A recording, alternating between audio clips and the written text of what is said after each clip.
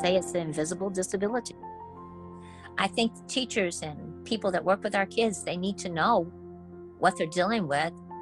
Parents, guardians, foster parents, look for their strengths. Christian is just, they said, him fantastic in art, music, gym. Oh my gosh. He did an art project where the teacher put a cake and a piece of it had been eaten and it had a candle flickering. It's like the teacher said, it was like he could reach in and piece out a piece of the cake and eat it. He could see the inside of the cake. And he said he is the only, everyone else couldn't do it. And this is something they do at the middle school and high school level, this type of drawing. So he was just blown away. And the other art teacher said, he's gifted in it. Reading, math, those are struggles for him. He's behind. Christian sings to himself all the time. He'll sing, he did his multiplication tables by singing to himself. He put it to a beat and he made a rap song about it. And when it came test time, he aced it. He made 100%. And I told this to his aide. If you could teach him to read by music and set it to some music and have some words like to music and stuff, you'd do really well. So she got with the music teacher, and when they were reading the story, she put it to a beat because she likes that type of stuff. And so Christian's love on reading shut up like, woo. Wow. So you have to think outside the box with him.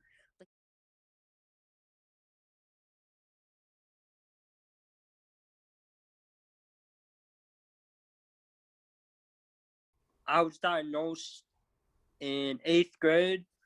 So pretty much all my life I've been living with it, and then I go to the doctors or a specialist and she takes one look at me and she says, you got FASD and you're on the high functioning autism spectrum. I was like, all right, I guess that, answers a whole bunch of questions of why I've been acting the way I act. But I mean, it was nothing new when I heard that.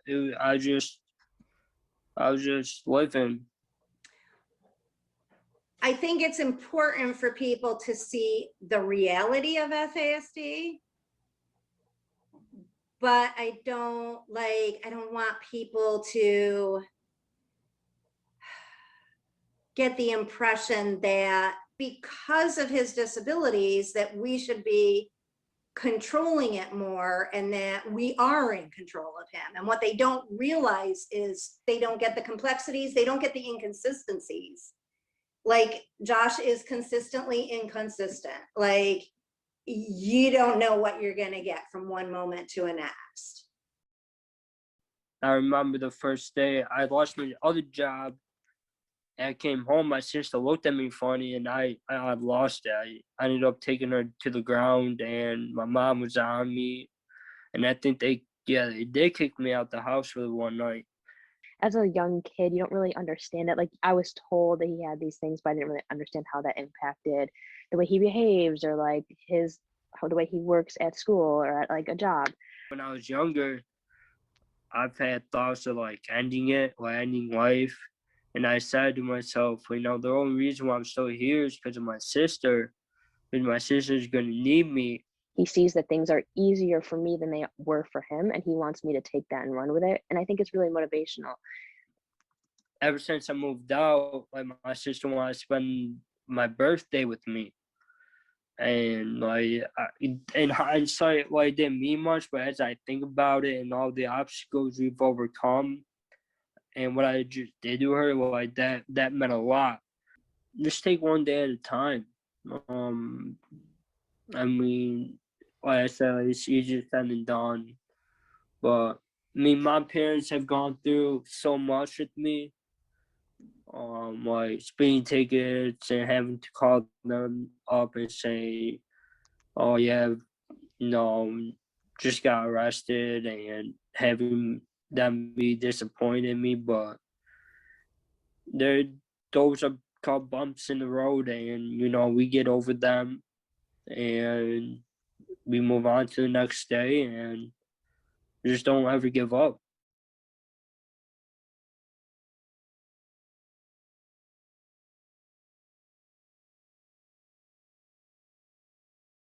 I grew up at the intersections of two identities. First, as a gay transgender man, and second, as someone who lives with an invisible disability called fetal alcohol syndrome. Because my birth mother drank while she was pregnant with me, it caused my brain to develop differently. When I was adopted as an infant, the doctors told my parents they didn't think I would walk or talk. Boy, did I prove them wrong.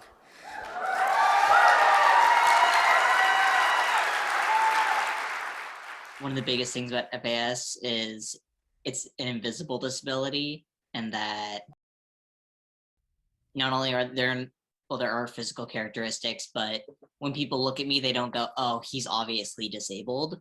I was given this gift of being like raising Sam, and like what a unique experience that was. And like, who gets to say as a sibling that they got to be a part of that? When he has a decision to make, there's certainly the decision I would like him to make as an adult, but I have to be really careful to not influence that and really let it be his. Like, let's examine everything equally. It would be a hell of a lot easier in my life if I just told him what to do and he would do it. Agreed. But then you wouldn't learn for your future. It's true. I've come into her room multiple times. And I just say, Mom, something happened. I need you to tell me what to do. She's like, I'll give you advice. I'm not going to tell you what to do. I'm like, can't you just do it this one time? I got a very unique upbringing. I am a nanny now, and I have been for 10 years. And I always say in all my interviews, I was born a mommy, but it like totally escalated when Sam came, into the family. And that's where I always say my love for like children and childcare started. The doctors told us he wasn't going to walk or talk. He's a 3rd-degree black belt. He's come crazy far. And I'm just so proud of him and us and everybody that had a part in it. I didn't do it. My mom didn't do it. He did it, right? But the therapists and the speech therapists and the food therapists and the physical therapist and we all did it, right? Like, it was this huge group of people that got him to where he is. There are people who look in and call me things like protective, helicopter parent, all of those things. But look, this child is not suffering because of how involved I have been in his world. He is thriving because of how involved I have been in his world. A few years ago, I heard some folks talking about FAS saying it was a trash can diagnosis because there are so many different things that get thrown into it and it affects everyone so differently. Well, I'm here to say that I'm not a trash can. If anything, I'm a recycling bin.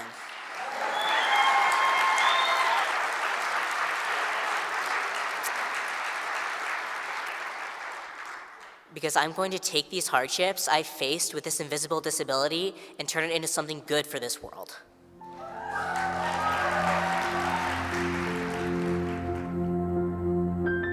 My goal, as long as I live and breathe, is to make people more aware of this.